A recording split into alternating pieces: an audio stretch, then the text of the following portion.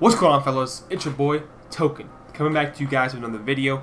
Today what we're going to discuss is the things that 2K20 has showed you in the demo and the things that it's going to be changing when the game officially drops in 12 days from now. So the idea of this video is to get you guys in touch with the community again and see what people have been asking, for, what Ronnie and Mike Wang have been doing for the community.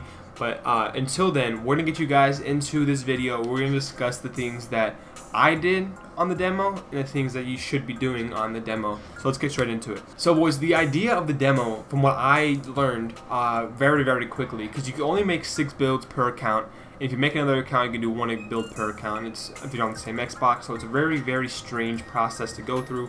I made builds. I enjoyed making the builds until I learned that they're going to be introducing more pie charts. They're going to be introducing a lot more things that I'll get into later on in the video. So what I've been doing has been using my time wisely and getting jiggy in the 2KU with the dribble moves. Now the dribbles that I have been learning and have been strict by myself, I'm not a point guard, but I am going to be taking the role of a secondary ball handler this year in Pro-Am. So I wanted to make sure that I was at the top of my game when the game drops, so I'm not behind the curve on anybody else. These point guards have had a lot of practice already with these dribble moves because they've been doing them for a lot longer. I just got started dribbling when I jumped into the game of 2K20, and I'm trying to learn. So if you guys want to learn how to, get dribbling, get jiggy, learn how to do the best moves quickly, that way you're prepared when the game drops in 12 days from now.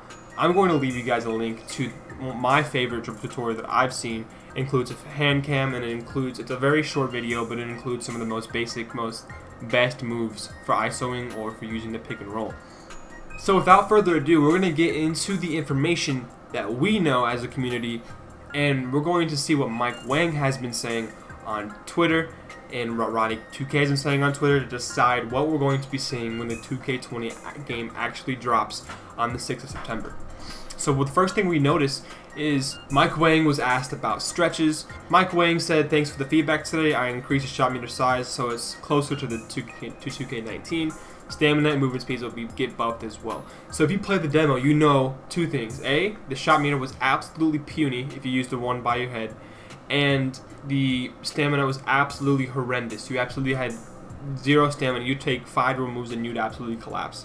Dre asks, "Now can you tell us the right height cutoff customization for customized jump shots for bigs?" And it says, Mike Wang replies, "I could be wrong for this one, but its logic was 6'10" and up, or 6'8" and 220. So I love that feature. It was gonna be super dope because bigs would be like, I don't know, a 7'3" glass cleaner could use base 11 and just shoot over everybody. So I was excited to see what animations and what jump shots were going to be locked down for people that are massive, for people that are bigger, people that should not really be jumping that high. I loved that feature. But the 2K community, of course, moaned and complained, and they got their way.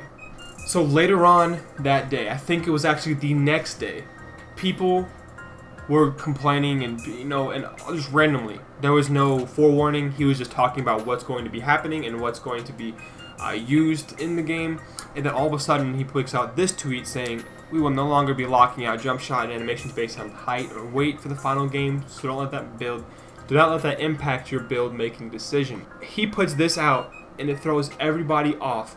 In my sharp chat, I made a 2K20 sharpshooters chat so we could discuss builds, discuss jump shots, such and such, and everyone decided making a stretch now because it's going to be the wave. It's going to be so much easier, especially how you can shoot these days.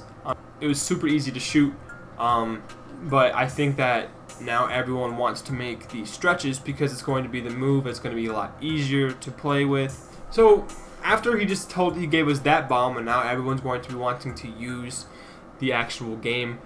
Want to be using the stretches when the actual game drops. He started, dropping some more information about what the demo and what the badges did and everything like that. So I'm going to leave his link to the Twitter below in the description so you guys can check that out for yourselves.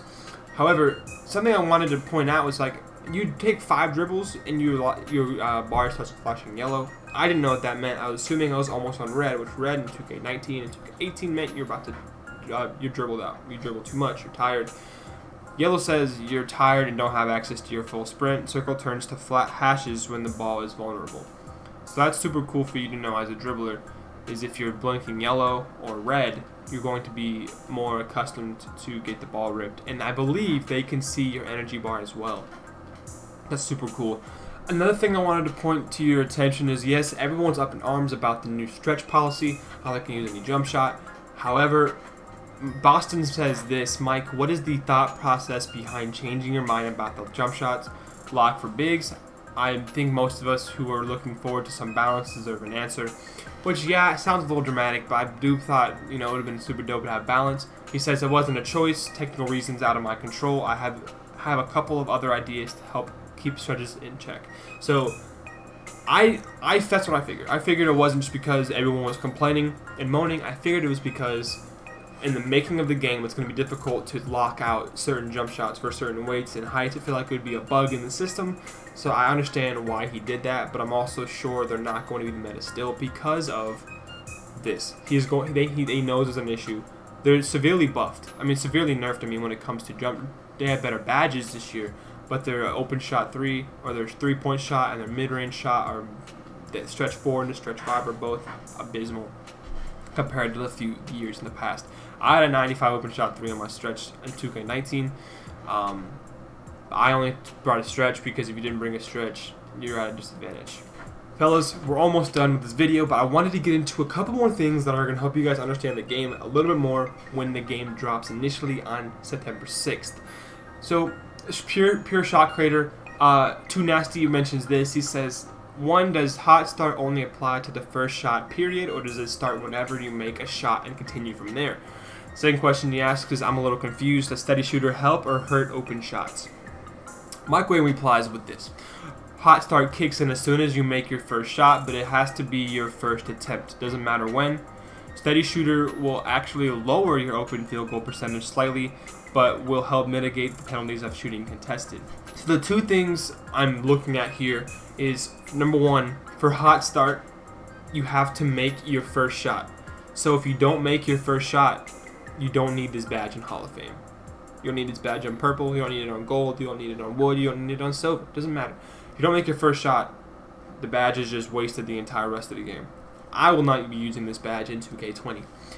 Steady shooter will lower your open percentage. So you take an open jump shot, a good jump shot, your percentage will go down because of steady shooter.